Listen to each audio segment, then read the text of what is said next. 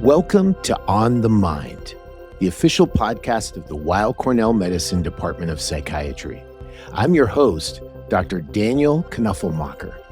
In each episode, I speak with experts in various aspects of psychiatry, psychotherapy, research, and other important topics on the mind.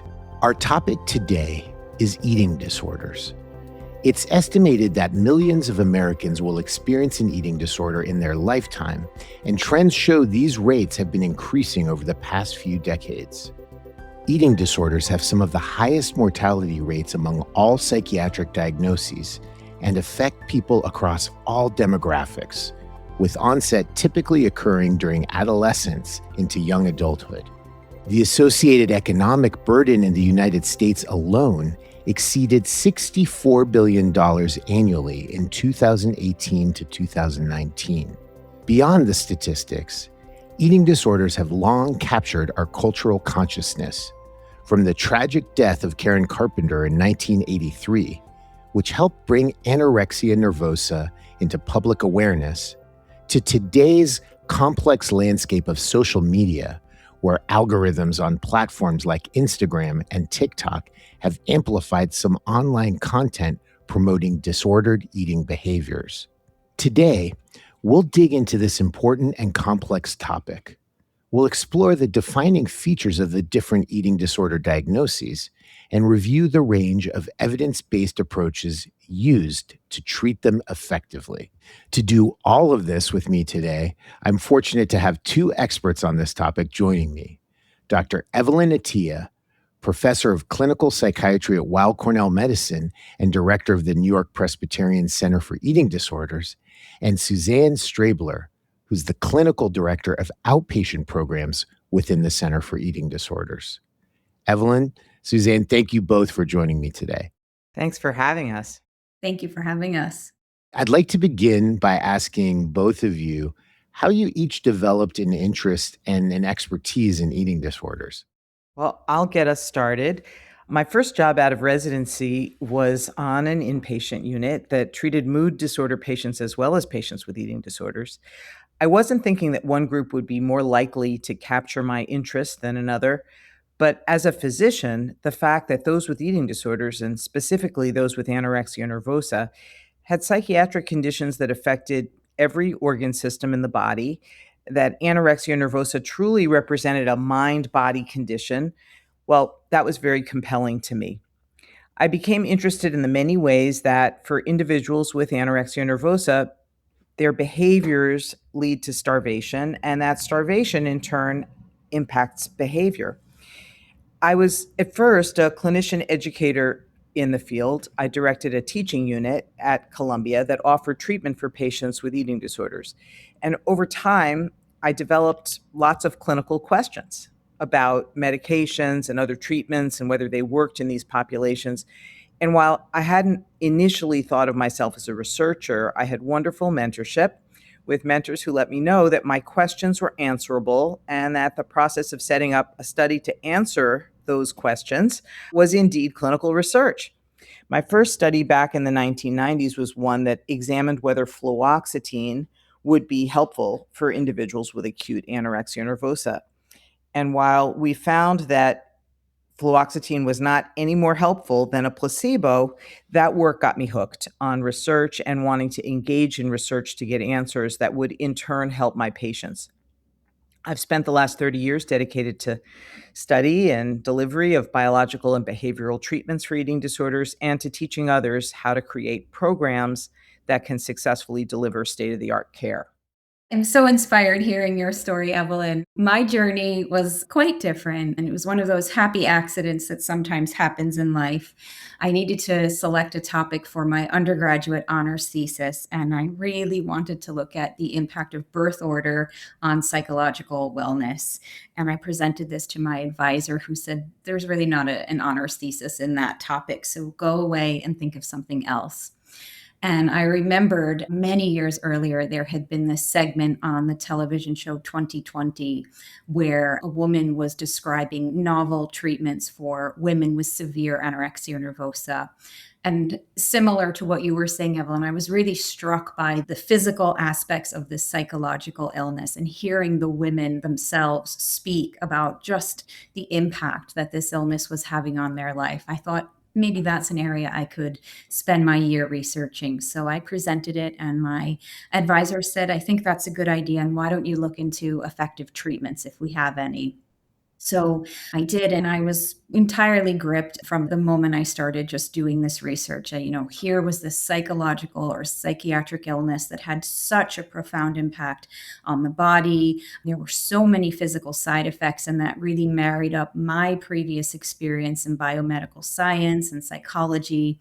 And I was learning that we did have some treatments, and I wanted to learn more and more about these treatments, so much so that some years later, I moved to the United Kingdom to work at the Center for Research on Eating Disorders at Oxford University, where a lot of the randomized controlled trials on psychological therapies were being conducted. And through that work, I saw many of my patients overcome these incredibly complex and serious illnesses, sometimes with relatively short courses of psychological therapy as a treatment. And so I was learning that, okay, we have these treatments, and we know that very few people actually ever get to have access to these therapies. So the next step in my career was to think about, how do we increase access to these effective treatments? And so the topic of my doctoral work for my PhD was on creating scalable evidence-based training in eating disorders so that we could train up a workforce able to implement these effective treatments. And so when I look back on this career that I have just been so captivated with and so interested in, I really do owe it to that advisor who told me when I was an undergrad that I couldn't look into birth order and to find a different topic, because I'm so pleased that I did. It's so great always to hear how two people who are experts in a field developed that expertise and came to it really initially. And both of you mentioned mentors as being very important. So, for all of you who are listening earlier in your careers in psychiatry or mental health, that's something to keep in mind. You also mentioned, Suzanne, 2020. This was something you saw on TV that captivated you. And eating disorders have been recognized in our culture over the past few decades. I mentioned Karen Carpenter in my introduction. But actually, if you look at the history, there's accounts of voluntary self-starvation being recorded as far back as ancient Greece, probably maybe even before, I don't know. And certainly there, over history, I think there were maybe religious focus for these kinds of things, as there was in the whole world in ancient times. But it then later, entering into the 19th century, there was a focus on this in a more medical context.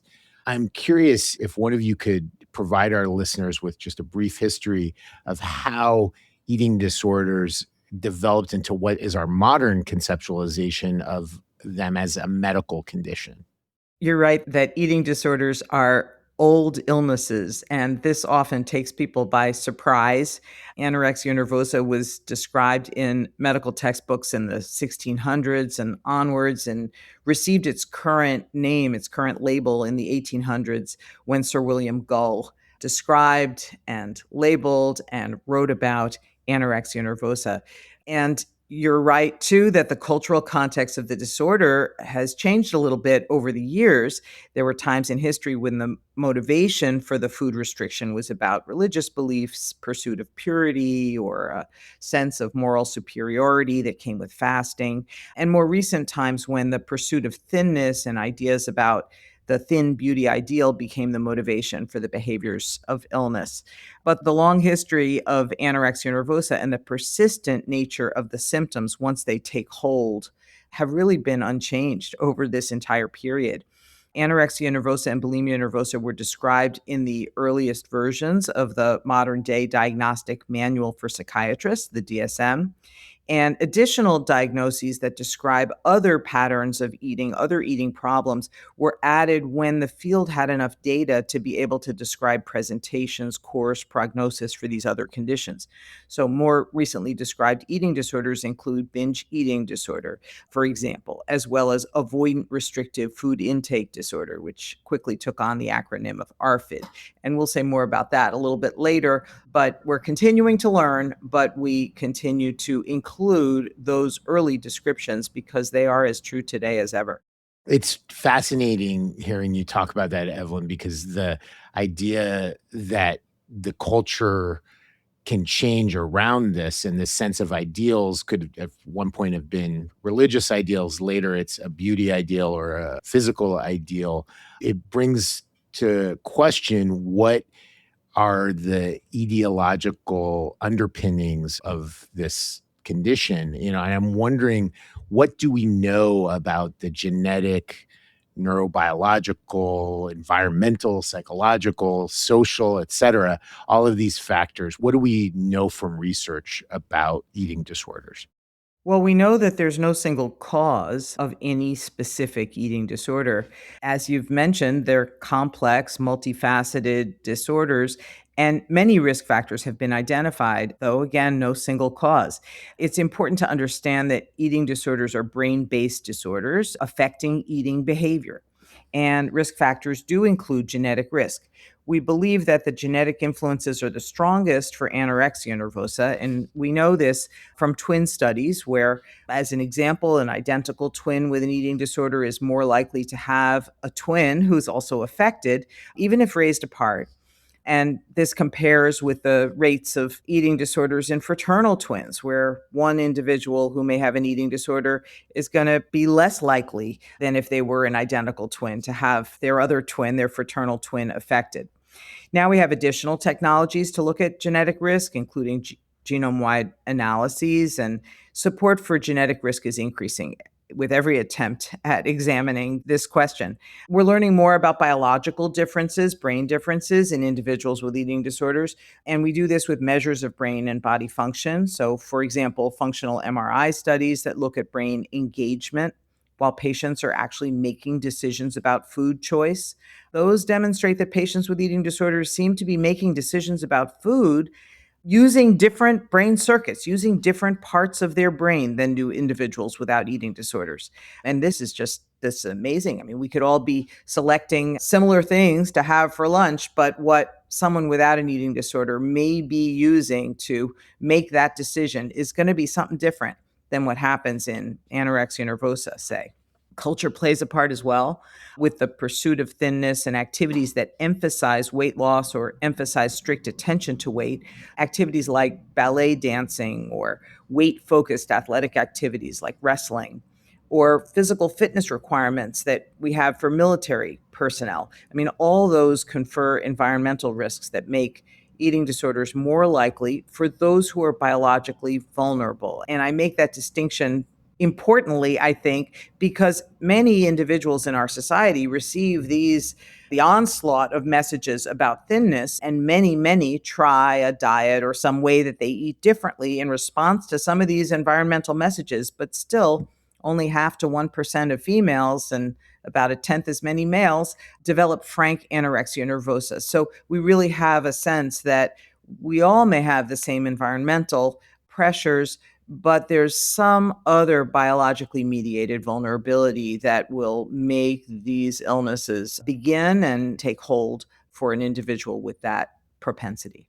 Given that there's obviously variability in culture across the world, so do you see different either prevalence or presentation of eating disorders in different countries? I always like to say that at this point in our history, there's no part of the world that's immune to the development of eating disorders. And we know this from important studies like the Global Burden of Disease study that's really taking a look at what affects folks all over and really across all the continents.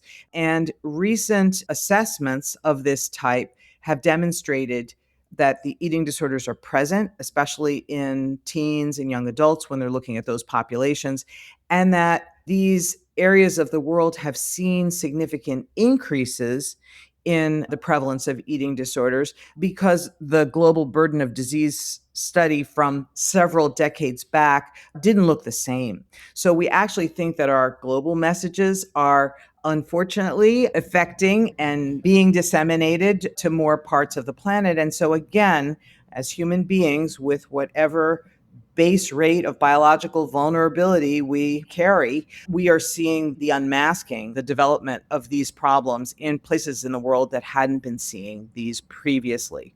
So, yes, we've got older studies that indicate that in communities, in countries, there's some very important work that took place in Fiji, for example, in areas where there was a strong cultural message of full body is healthy body. Full body is a marriageable body, is successful body. When there were strong community messages from families and community leaders, there was a protective element. Eating disorders weren't seen in those times. As television is everywhere and internet is everywhere now, some of those distinctions have really lessened, but it's helped us understand, again, these strands of influence. We've got the biological, but we do have the cultural piece that plays an important role.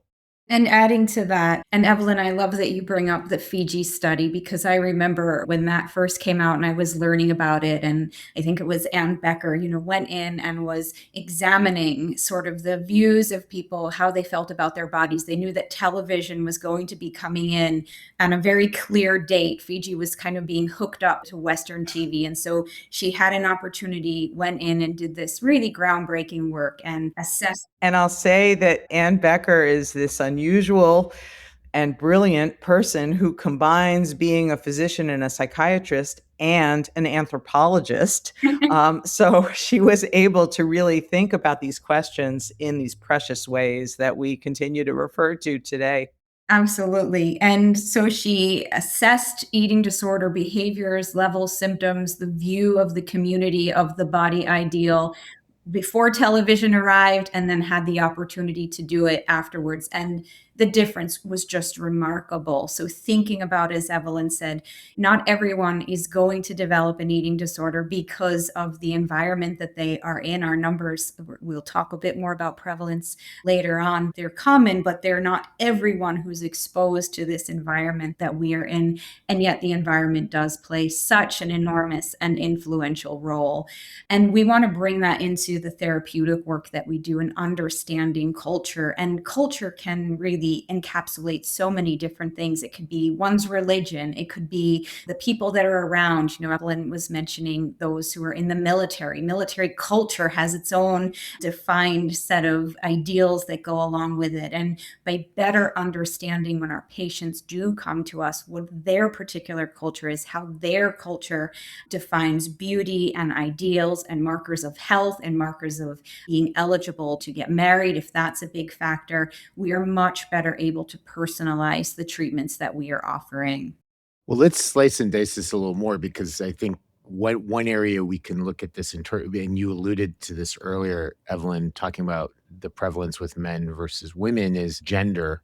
And obviously there's cultural elements of that. And then when it comes to sex, biological sex. And so I'm curious about both the prevalence and the presentation, perhaps, of eating disorders between men and women, and maybe also those who don't fit the binary. Yeah, I mean, as Evelyn mentioned, we do see these illnesses far more commonly in women, but we do see them in men. And it really depends on the eating disorder diagnosis, how many men kind of make up that percentage. So with anorexia or nervosa, as Evelyn said, we see it about 1% in women, and about a tenth of those are men. The number edges up when we get to bulimia nervosa, and we'll define these disorders a little bit more later on. When we get to a disorder called binge eating disorder, we really see it quite equal among the genders. And that's important for us to keep in mind. One of the things we really struggle with in our eating disorder diagnosis is the bias that has long carried into our field, probably set up by some of those ancient views of Greek and Gould's work that he did. But this idea that eating disorders predominantly affect young, white, affluent, emaciated young females. And so when we bring that bias into determining who can get an eating disorder, we often miss men. So the numbers are lower in men, and they may be lower no matter how we look at it, but it's very likely that we are missing out on properly diagnosing men. And the presentations vary a bit. They're not sort of totally clear cut, but we do see with women, there does tend to be more restrictive eating, more focus on that thin ideal, whereas men, we often see far more over exercising, far more lifting, trying to gain a muscular physique. But again, there can certainly be overlapping. And thank you for bringing up individuals who are trans or gender diverse, because we know that individuals in these categories are at higher risk, are more vulnerable to developing an eating disorder.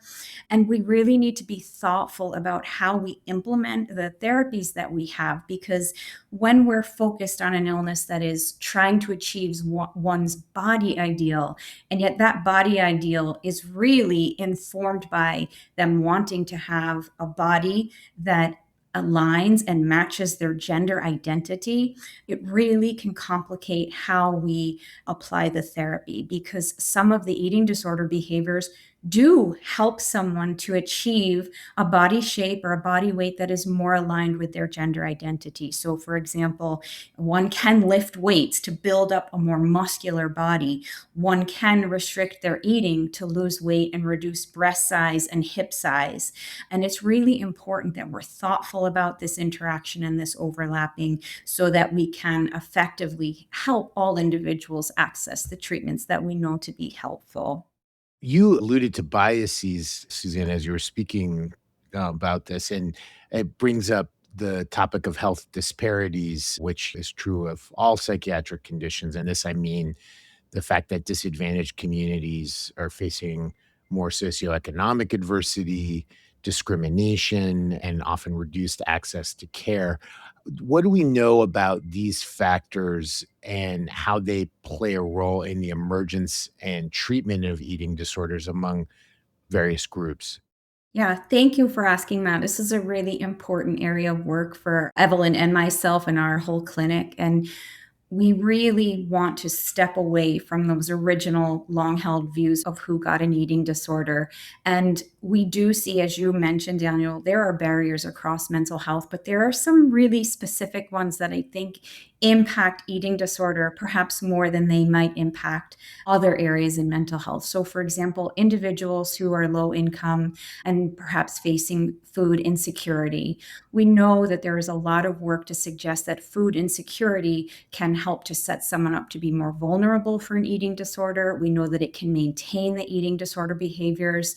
So let's say, for example, someone who receives government assistance or SNAP, that money is dispensed usually at one time a month or every other week. And so there can be periods where you have money and abundance of food because you can afford to buy it, that then trickles down while you wait for the next installment of that money. And so during those periods of abundance, people may be more prone to binge eat because they haven't had quality access to food and then are forced to ration or restrict their eating as they run out of those food sources. And that can really mimic a binge eating and restriction cycle.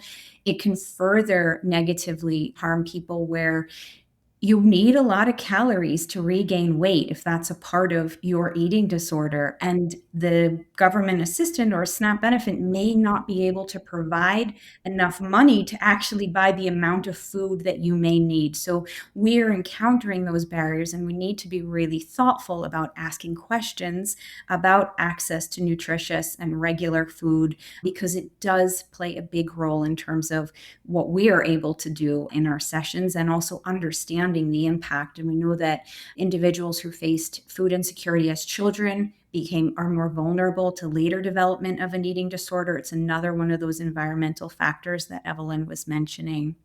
Another big barrier that we face, in particular in eating disorders, is this idea of weight stigma, coming back to who can have an eating disorder.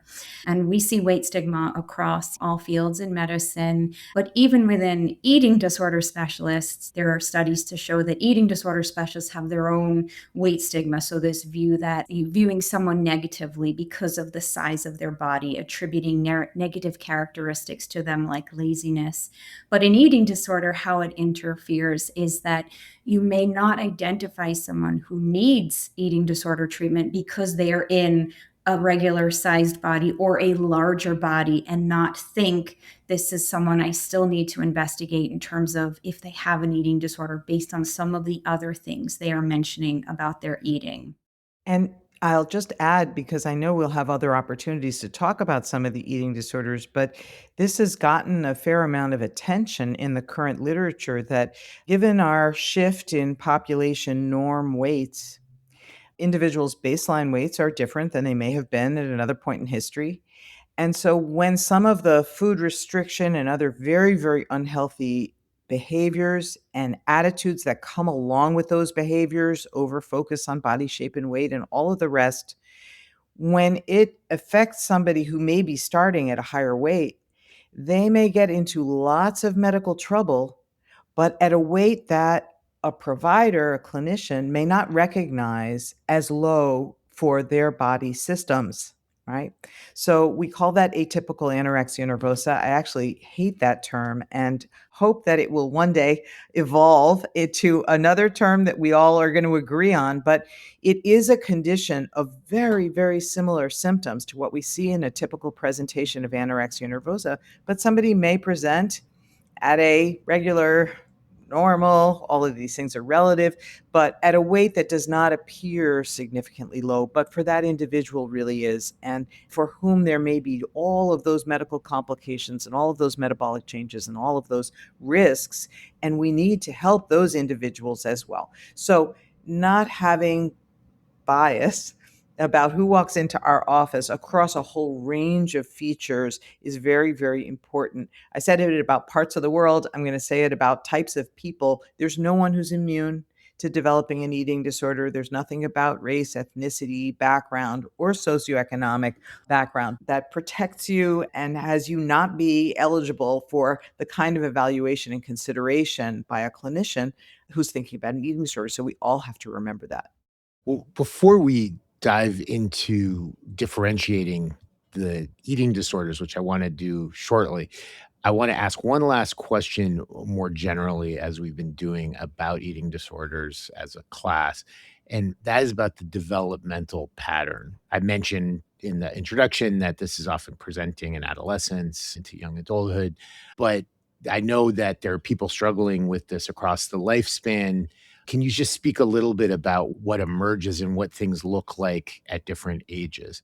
So I'll try. Anorexia nervosa commonly does develop during adolescence or young adulthood, but younger ages of presentation are more common in recent years. And we certainly saw that during the pandemic. I have to imagine, without having conducted any kind of controlled trial, because the pandemic affected all of us all at the same time, that there was something about all of the social media and other screen presence that brought much more attention to image focus and the messages that are out there to a younger group. Kids who normally would be in school were instead staring at screens and engaging with social media. And the thought is that many behaviors that might have otherwise started a little bit later started earlier still. And all over the world, hospitals were seeing higher rates of seriously affected kids, children, as well as adolescents presenting with eating disorders, serious eating disorders. The thought is that may not be a net increase in the total number. It may just be an earlier time of onset. We're still seeing some of that. We'll see if that returns to adolescent onset over time. Bulimia nervosa usually begins a bit later and may be present for a period of time before the individual first presents for treatment. And we think that's because the illness isn't as apparent by physical appearance and may not be identified by medical providers or by family members as early. And also, some folks with bulimia nervosa may begin by thinking that their behavior isn't in need of treatment, and that additionally delays when we hear about it. But we do think that it begins a little bit later than what we see in anorexia nervosa. Binge eating disorder, really a problem where there are these discrete binge eating episodes, very similar to bulimia nervosa, but without some of the other behaviors that we see in bulimia, may not take hold until later in adulthood, even middle age. And again, many don't know that there are treatments for binge eating or embarrassed to talk with their providers about their symptoms. And all of this may contribute to some delay regarding when we know about it, but we do think that these conditions start somewhat later. That ARFID diagnosis that I mentioned previously, now that develops real early, often during childhood. And again, that's one that's characterized by restrictive eating that's not associated with the same kind of body weight or shape concern that we see in anorexia nervosa, but it still can have really significant psychosocial and medical implications. All of these eating disorders are treatable and recovery rates are substantial. And so when we're seeing these conditions in younger people, there are many of those people who some years after that presentation get to a place where they do not have an eating disorder anymore. But there are others who may not have that full state of recovery or maybe had a slightly later set time of onset of symptoms. And we do see eating disorders that may last well into adulthood. And so some of the serious presentations of these eating disorders can occur when individuals are in their 40s, 50s, 60s. It's not at all impossible. Again, pointing out the importance of not judging and assuming that when we see a 65-year-old with something that looks a lot like anorexia nervosa, there's often a thought of it's got to be medical. There must be a very, very different reason for that presentation, not asking about symptoms that we would expect in a more classic eating disorder. So important. We have preconceived notions as psychiatrists, doctors, psychotherapists, and I think it's important always to remember that it doesn't always fit the mold. Speaking of the molds, let's think about these diagnoses. We've obviously named them, but could we start with anorexia nervosa, bulimia nervosa, and binge eating disorder? And if you could give us kind of a primer on their defining characteristics and the patterns for each. Sure. And I'll try to do that briefly.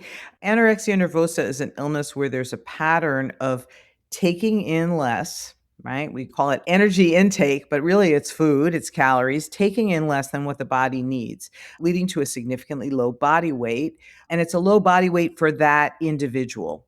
So this may mean that there's been significant weight loss, but if we think about it for a growing adolescent, for someone who's younger, significantly low weight may mean failure to gain weight at the expected rate that you'd want to see, expect to see during growth, right? So I think sometimes families are confused because they'll say, well, he or she hasn't lost weight, right? But they haven't grown, or they have grown in height some, and the weight hasn't gone up commensurate with that growth. We worry about those folks just as much. And together with those changes in eating and weight, there's a set of cognitive experiences, thought experiences. There's a fear of fat, fear of becoming fat that may be present. There's definitely a preoccupation with thoughts about body shape and weight. There's an overvaluing of the importance of body shape or weight, or there are some behaviors that suggest this, even if someone's not saying that that's what they're thinking about. There'll be behaviors that the family or others may see.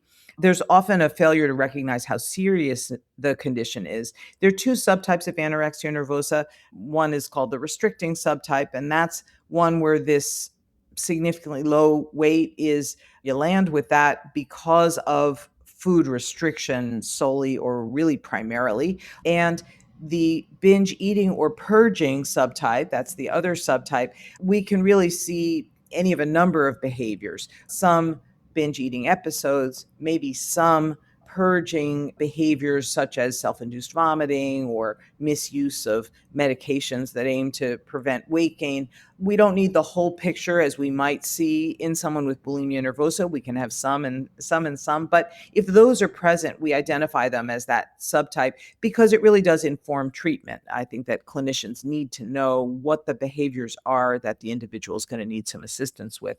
And there's some different medical implications depending on how someone's gotten to those very low weights.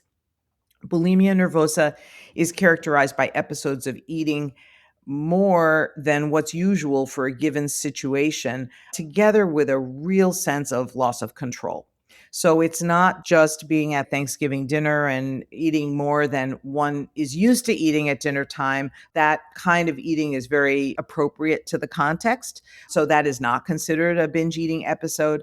But for the individual who has one of these episodes, there really is a sense that once it's started, it's next to impossible to stop. A package gets opened, it's impossible to stop before all the supply is gone, kind of thing. And that wasn't the intent for that individual.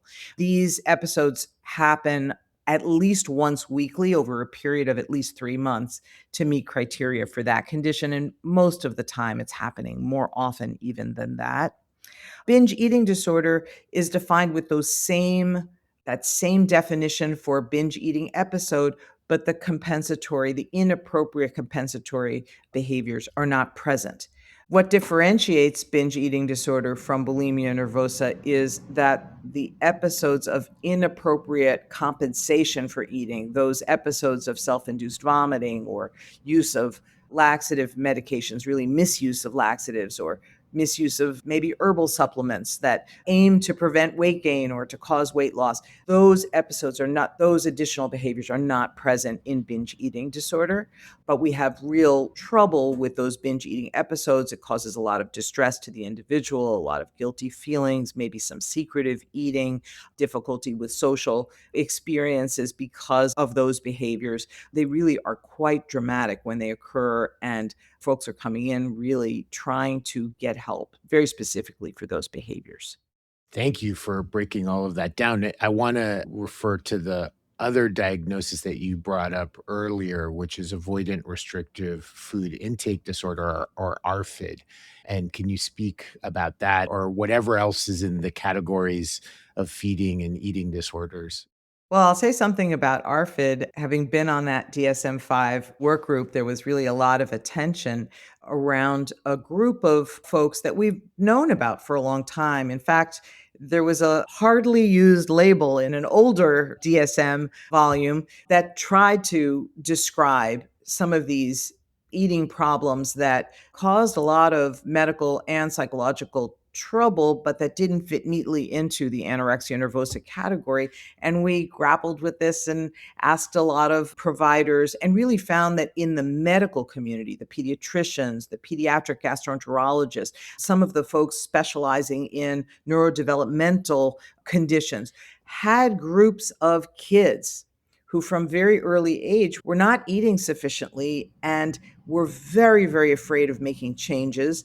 And that set of sustaining behaviors really were getting them into trouble. And the providers wanted there to be a label so that we could better study, better understand, develop treatments for these folks. So the label of avoidant restrictive food intake disorder, or ARFID, emerged. And this describes avoiding or restricting food, usually for one of 3 reasons. It doesn't have to exclusively be this way, but commonly we're either seeing young people, and this can exist across the lifespan as well, but it usually begins early, where there's a fear of an event that's associated with eating, right? So a fear of choking or a fear of vomiting, a real concern that gets in the way. Maybe someone who has an allergy and they're afraid of taking a misstep, and that gets in the way of eating anything at all. So a fear of something that's associated with eating that leads to significant restrictive patterns that get that individual into trouble, whether it's nutritional, other medical, growth,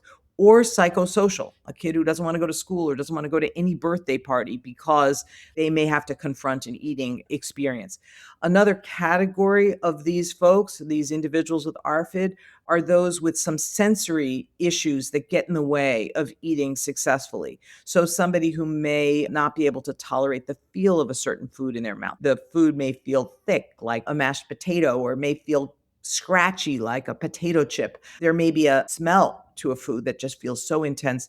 And this gets in the way, again, globally, at being able to eat healthfully and eat normatively. We see this not uncommonly in autism spectrum disorder and some other neurodevelopmental situations where there is real sensory sensitivity. And if that impacts food, there sometimes is the need for this label and for treatments that really work for this condition. And there's a third group, and those are kids who often from birth really aren't motivated to eat, right? And we're not talking about, again, an older adolescent or a young adult who all of a sudden develops lots of the other symptoms of an eating disorder and says, and by the way, I'm really not interested in eating. That's not who we're talking about.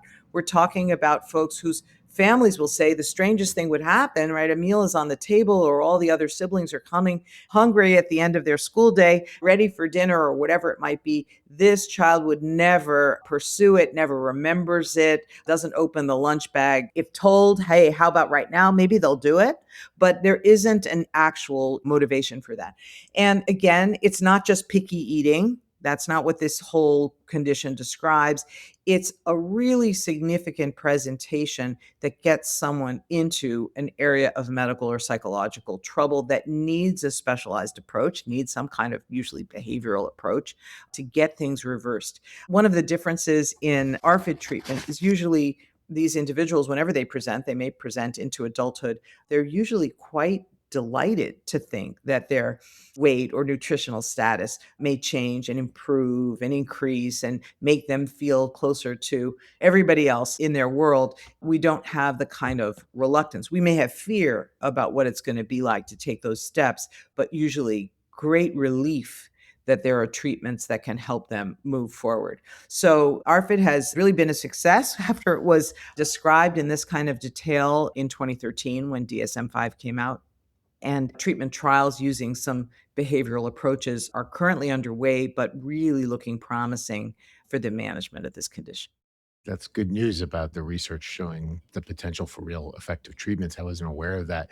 We've gone through these different diagnoses. Now I'm wondering if we can turn to diagnosis and the process of evaluating somebody for an eating disorder. What can you both tell us about how clinicians should be looking for these diagnoses? So I think we both may have some thoughts on this because it's a lot of what we do. And usually a comprehensive evaluation includes an interview with an individual affected, as well as some physical measures. And some of that really has to do with what someone presents with and is concerned about. The interview will likely review history of eating behavior and ask some general issues like life with family and friends, and history of other psychological symptoms like mood and anxiety symptoms, and history of medical symptoms to really try to get a sense of whether there are complications here or a different cause for some of the eating change.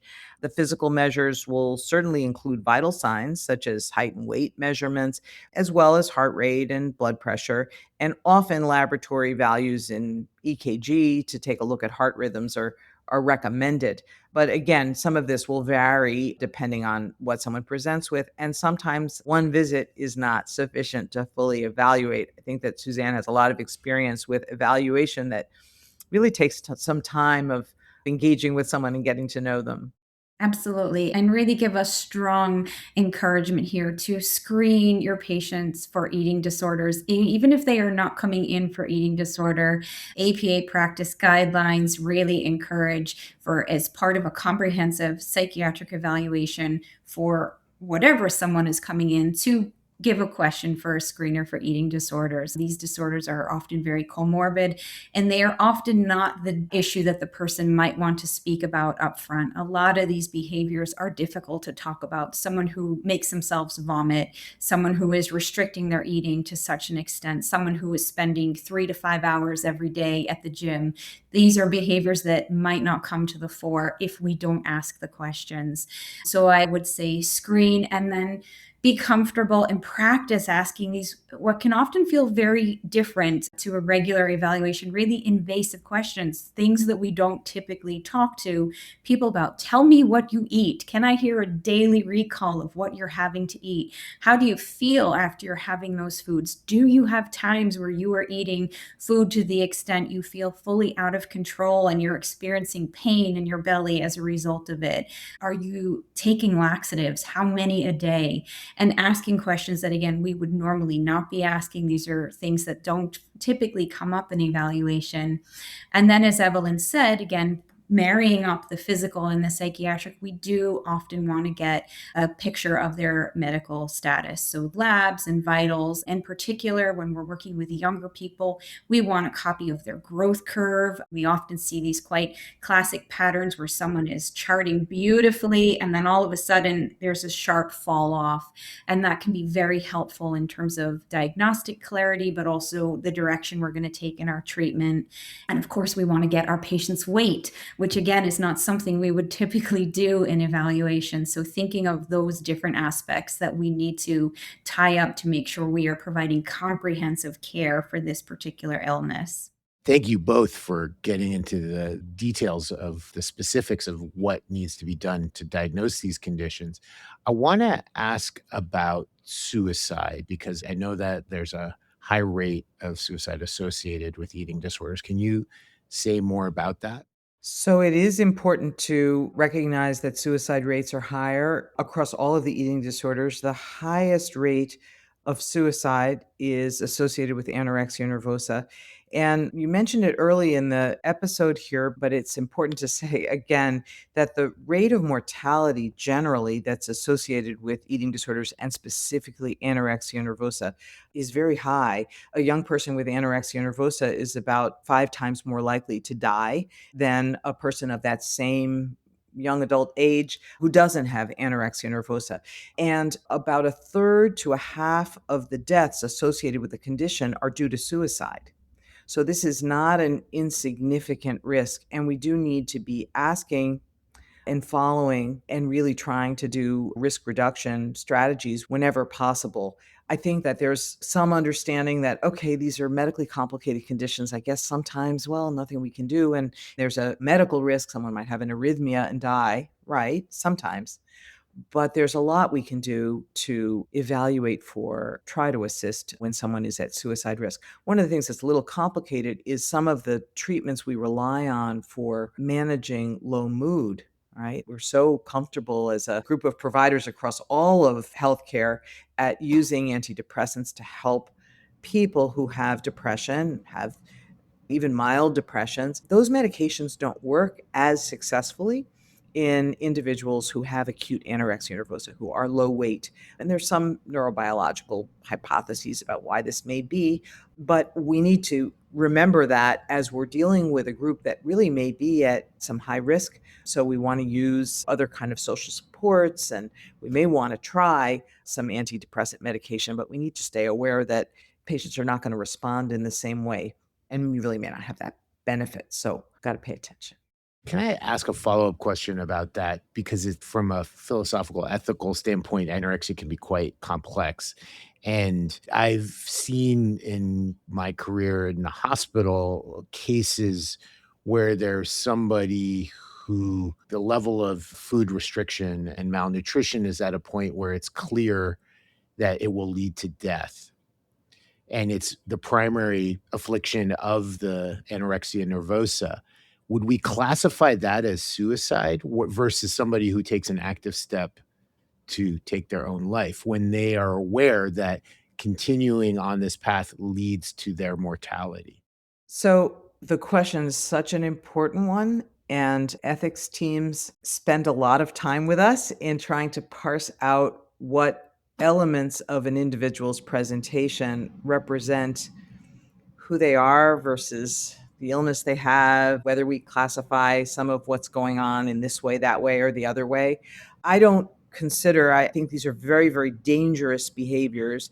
I'm not talking about those behaviors when I talk about suicide risk. I'm talking about a suicide risk on top of the risks to the body when someone is taking in far too little. So again, let's hold on to that and remember that we've got to evaluate as mental health professionals, as psychiatrists, as physicians who may be seeing these patients who aren't psychiatrists. We need to remember to ask about risk of self-injury, overdose, the kinds of thoughts of death, acute thoughts of death that some individuals, but not all individuals with anorexia nervosa have.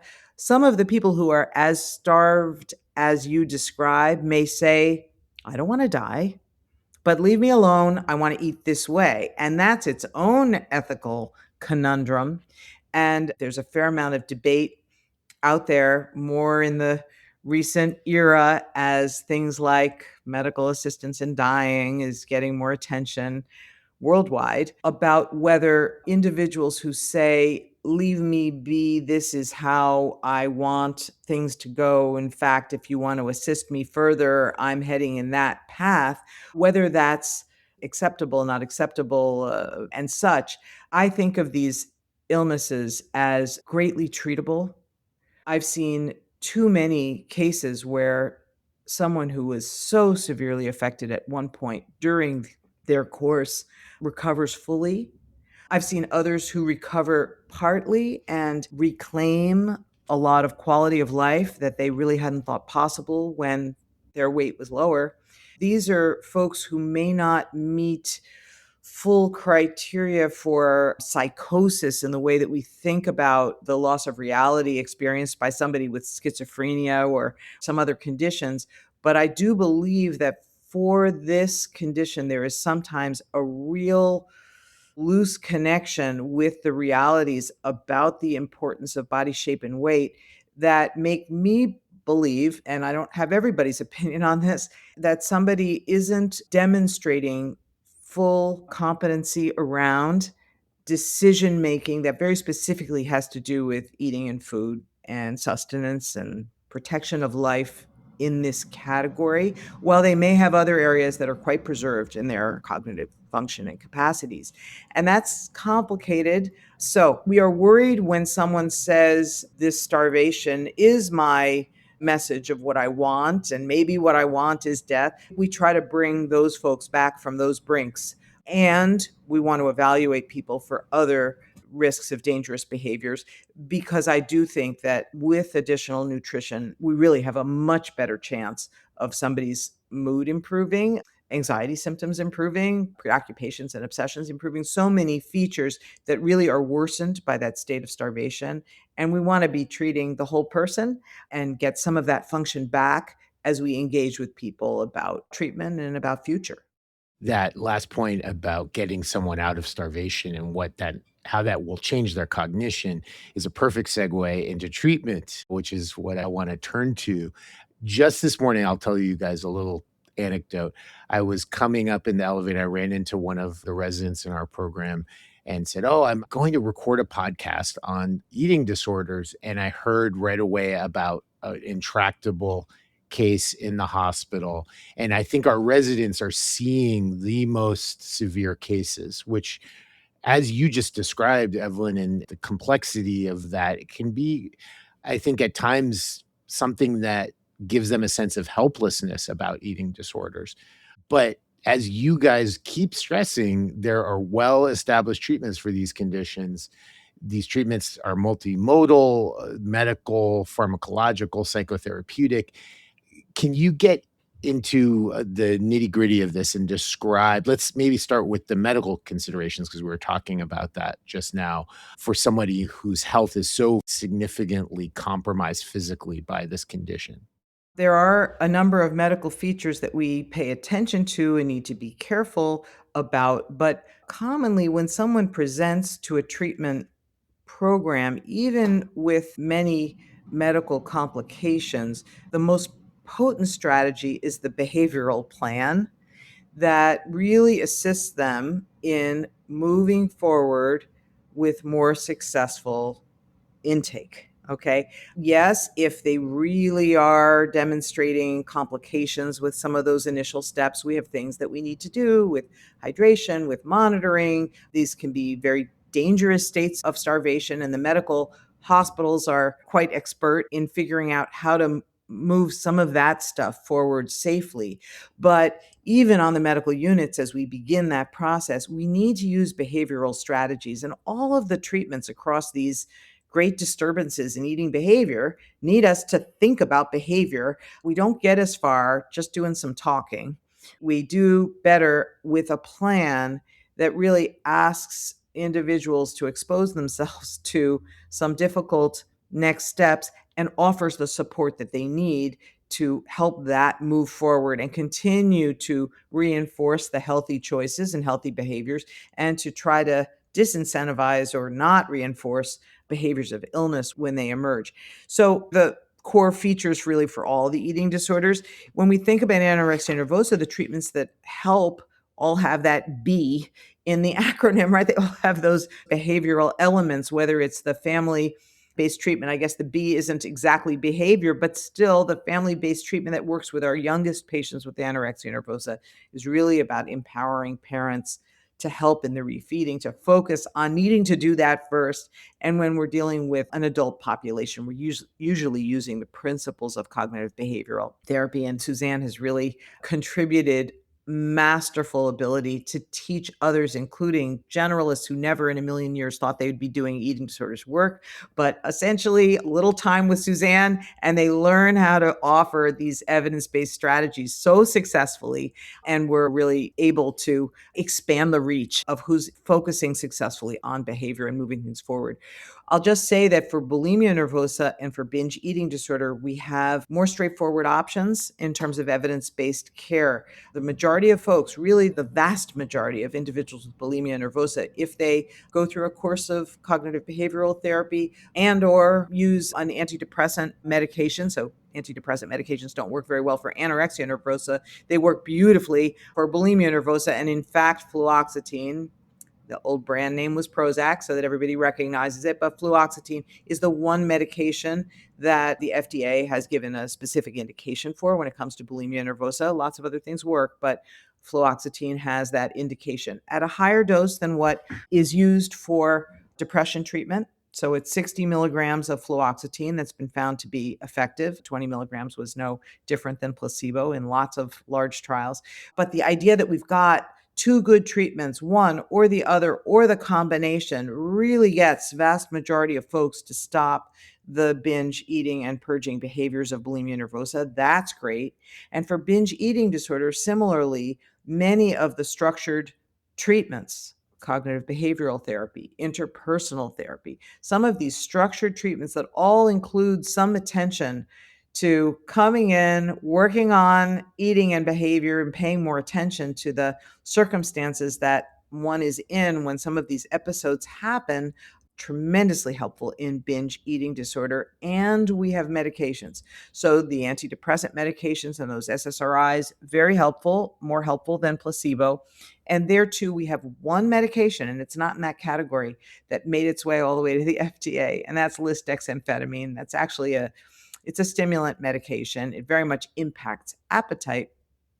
And for individuals with binge eating disorder, trials had demonstrated enough strength of effect that the FDA has approved that for the treatment of binge eating disorder. It doesn't mean everyone should jump on that one medication. I do think that there are lots of other strategies that work. But for those two conditions, we really have good, solid, a little bit less complex than for anorexia nervosa. We're really trying to manage cognitions that sometimes get in the way and medical features that are complicated. Sometimes that condition needs a few more parts.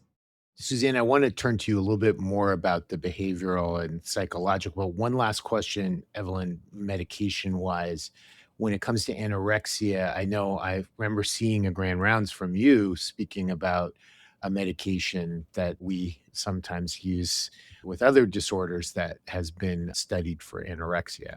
Sure. So that trial, which looked at olanzapine, and atypical antipsychotic medication that is commonly used for lots of other things. It's used for the psychotic disorders like schizophrenia. It's used for management of mood instability and bipolar illness, and got some anti-anxiety effects. It's got some other things, but we were interested in whether it might help either the obsessing or the high anxiety or the near delusionality, the real difficulty thinking clearly around the need for eating sufficiently, or since it's a medication that was associated with weight gain in other populations, might it help with weight increase?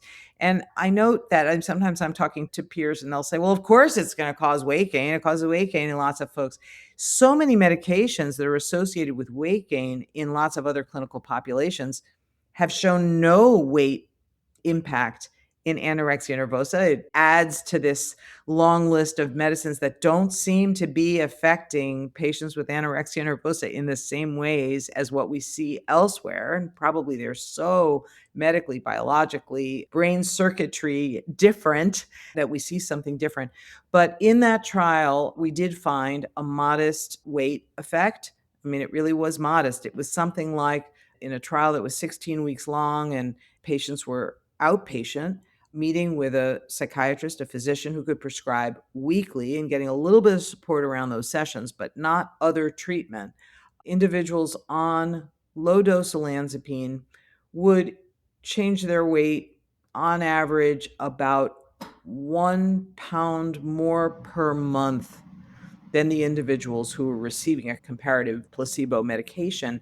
That's not a lot of change. We didn't see a lot of change, but it was significant because every way we sliced it, every way we looked at it, this was across 5 different sites. We really were looking very carefully at what was happening, and we did see a weight improvement.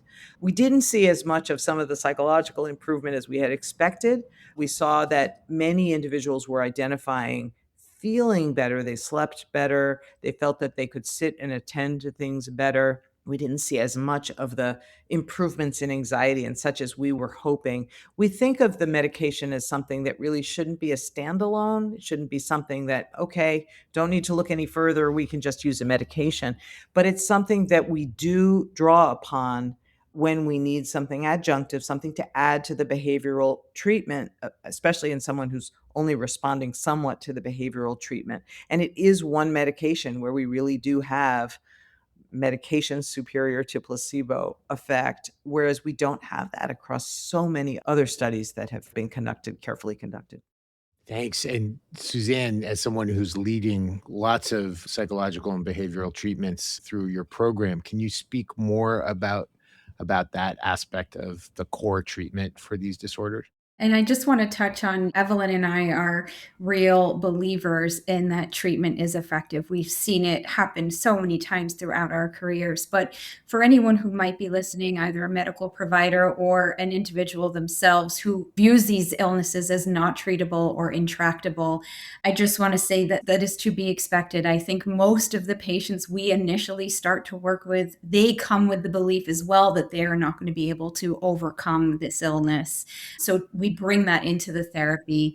So yeah, as Evelyn was saying, we see our psychological therapies as our frontline treatments for these illnesses. And we have very specific treatments that are the recommended treatments. We have typically our CBT, so cognitive behavior therapy, but it's very targeted cognitive behavior therapy that is quite different to a lot of other CBTs. And as Evelyn said, we're kind of doing the B first. And for a long time, we are really focusing on behavioral change. We are changing how someone is eating, how frequently they are feeding their body.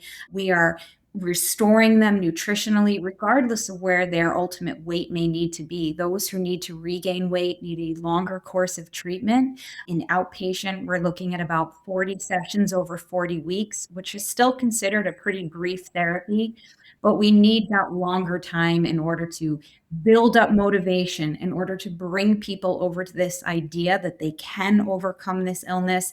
And then we have to start the very hard work of weight regain. And in an outpatient setting, and I say this to all the patients and families I work with, if you've never had to regain weight, that weight loss was caused by an eating disorder, you simply have no idea how challenging it can be. For many people out there, there's this thought that it's very easy to gain weight and it's something that we are working against doing. But for our patients, it's physically hard work. It can feel painful in the body when you start refeeding, and it's psychologically so distressing. So it takes a long time. For eating disorders where weight regain is not required, bulimia nervosa, binge eating disorder, the treatment is significantly shorter, typically about 20 sessions over 20 weeks, but it can be even shorter if that's what that person needs, and we can extend it. We really want to personalize the treatment for the person in front of us, and we are targeting the main driver of the eating disorder for many people, which is that over-evaluation of shape and weight and all of the behaviors that are sort of maintained by that. So we have patients who engage in lots of excessive body checking, they're mirror checking, they're taking hundreds of selfies a day, patients who are engaging in a lot of avoidance. They may avoid being naked or intimate with their partner because of having to be exposing their body. They may avoid going on beach vacations because they don't want to have to wear a bathing suit. For our younger patients, as Evelyn described, the treatment is very different. Family-based therapy is the main treatment we offer for our young patients. And this is where we are more of a coach or a guide to the parents or the adults in the home in terms of them refeeding and providing the support and the therapeutic environment really in the home. It's a very different therapy to many other treatments that we do generally in psychology, where the young person is really not involved all that much. They're in the session, but they're not really participating until later on, until after we've had a chance to bring them to nutritional stabilization. And we're really working with the parents to empower them to take back the role, because the eating disorder has really corrupted their child's mind. We're empowering them to take back the role of refeeding and helping their child. And then we pass that back on to the child or adolescent later on in treatment. Thank you for going into details about all of the different behavioral and approaches to these disorders. We've been talking, about the struggle that I think many clinicians have. And even though there are these strong evidence-based treatments that both of you have described, I think a lot of clinicians feel unprepared to treat eating disorders. So what are the gaps that you see in professional training, and are there ways to address that? Sure. I mean, one of the main gaps is that eating disorder is just typically not covered as a part of medical training, nursing training, psychology training. It's building and it's starting to be added. And Evelyn and her colleagues at Columbia are doing a lot of work in terms of providing general education to all providers. But it's an area that has often been overlooked.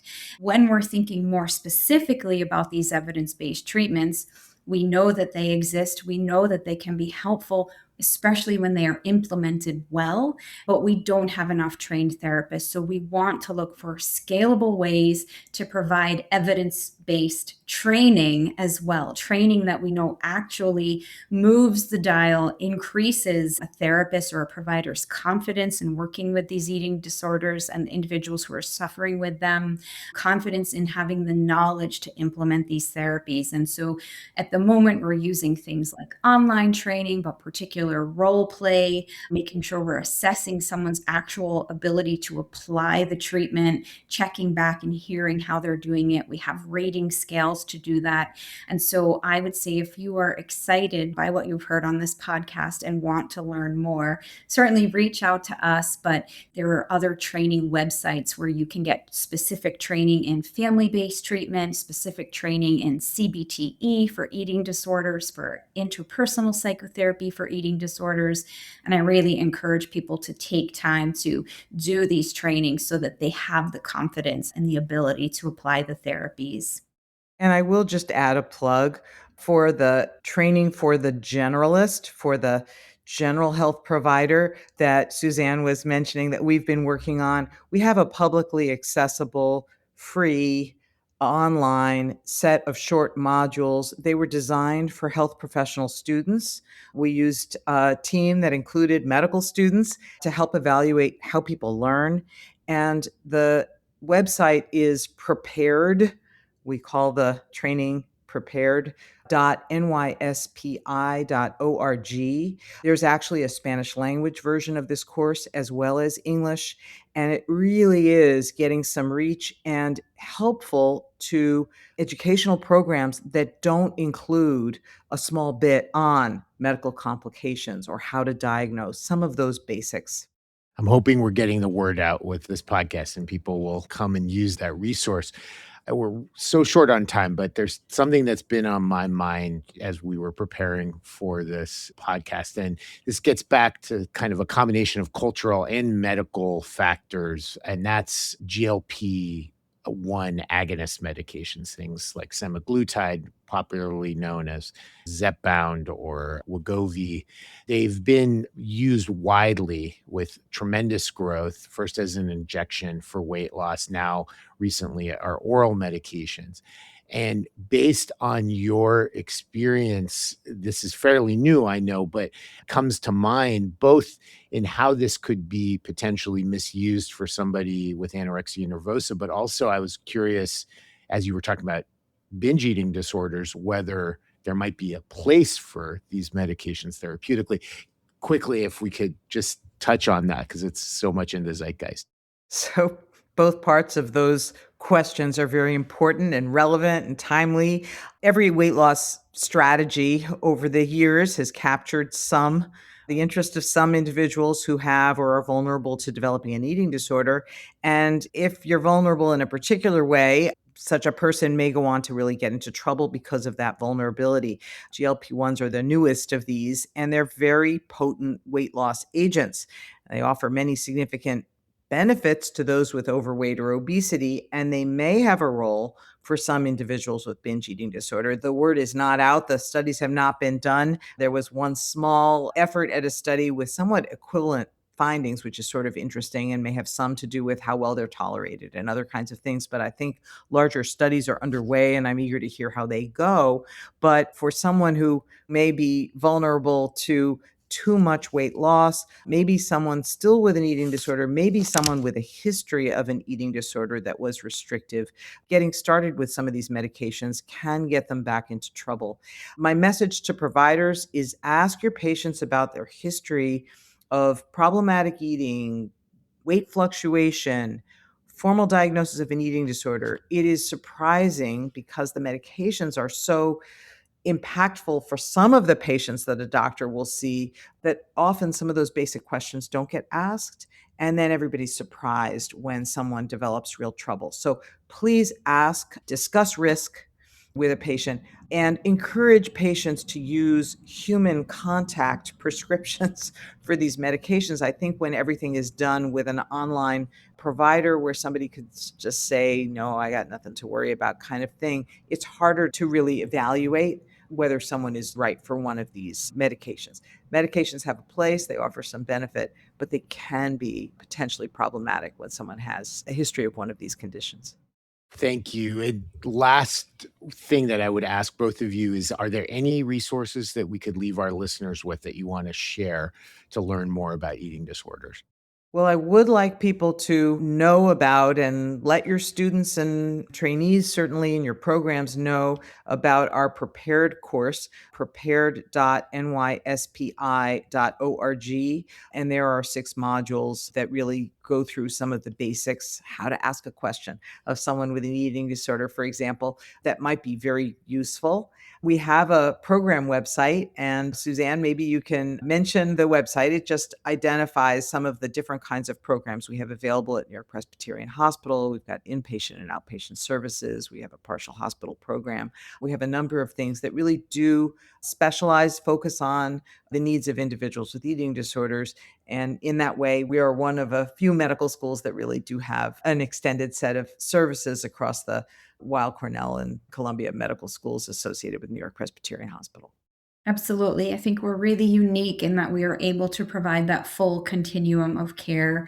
We're on the NYP.org website, Eating Disorders, and it describes our inpatient specialist eating disorder unit, our day program, and our outpatient clinic.